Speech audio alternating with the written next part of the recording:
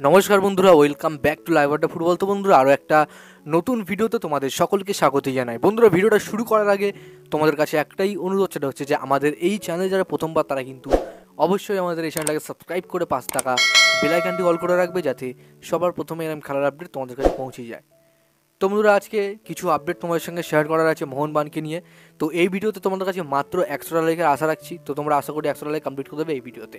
আর একটা কথা বন্ধুরা, আমি বলেছিলাম সকালের ভিডিওটা 100টা লাইক কমপ্লিট হয়ে গেলে কিন্তু আমি সন্ধ্যাবেলার ভিডিওতে রিডিম কোড দেবো তোমাদের। তো দেখো, সন্ধ্যাবেলার ভিডিওতে আমি রিডিম কোড দিচ্ছে না।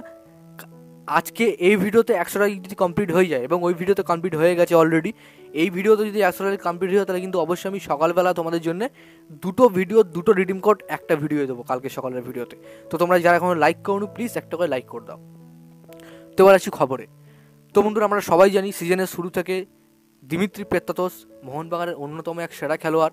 তাকে কিন্তু কুটো কথা শুনতে হয়েছে, দর্শকদের অনেক খারাপ কথা শুনতে হয়েছে। যিনি একসময় মোহনবাগানের নয়নতারা ছিলেন, এখনও আছে।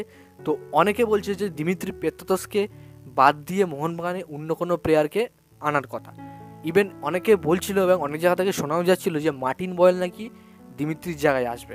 তো এটা আজকে পুরোপুরি খোলাখুলি ডিসাইড করব এবং খোলাখুলি আজকে তোমাদের সঙ্গে ভিডিওটা শেয়ার করব, ঠিক আছে?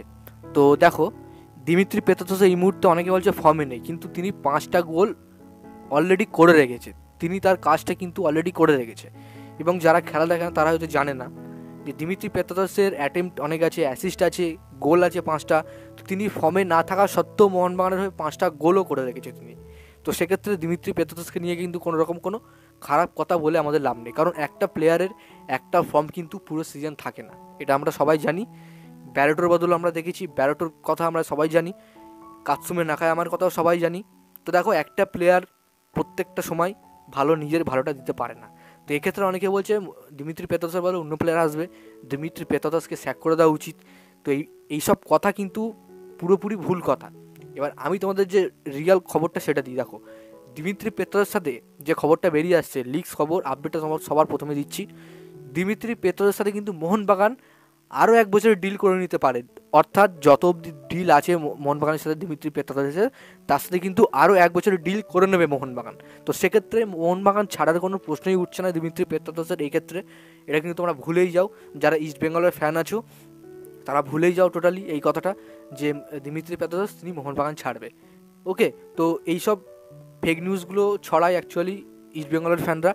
তো দেখো, ইস্ট বেঙ্গলের ফ্যান বলে আমি খারাপ ছোটো করছি না, এইসবগুলো ছড়ানো বন্ধ করো। মোহনবাগানের ফ্যানেরও বলছি আমি যে উল্টোপাল্টা জিনিস ছড়ানো বন্ধ করো, খেলার লড়াই খেলা মাঠেই থাক, ফালতু কথা ছড়িয়ে কোনো লাভ নেই। ওকে, তো আশা করি তোমাদের ক্লিয়ার করতে পারলাম যে দিমিত্রি পেত্রাতোস তিনি কিন্তু কোথাও যাচ্ছেন না, তিনি কিন্তু মোহনবাগানে আছেন এবং আগামী বছরও খেলবেন, এবং তার সাথে ডিল শেষ হয়ে গেলে মোহনবাগান কন্ট্রাক্ট এক্সটেনশন করে নেবেন। তো এই নিয়ে কোনো আর প্রশ্ন হয়তো আর তোমাদের নেই, এটা পুরোপুরি ক্লিয়ার করলাম। দিমিত্রিকে নিয়ে অনেক দিন ধরে অনেক ডিসিশন নেওয়া ফেয়া হচ্ছিল অনেক জায়গা থেকে, তো রিয়াল খবরটা তোমাদের সঙ্গে শেয়ার করে দিলাম। তো যাক বন্ধুরা, আজকের ভিডিওটা এতটাই ছিল। যদি তোমাদের ভিডিওটা একটু ভালো লেগে থাকে অবশ্যই লাইক করে দিও। আমাদের এই চ্যানেলে প্রথমবার যে হয়তো চ্যানেলটাকে সাবস্ক্রাইব করে 5 টাকা বেল আইকনটি অবশ্যই অল করে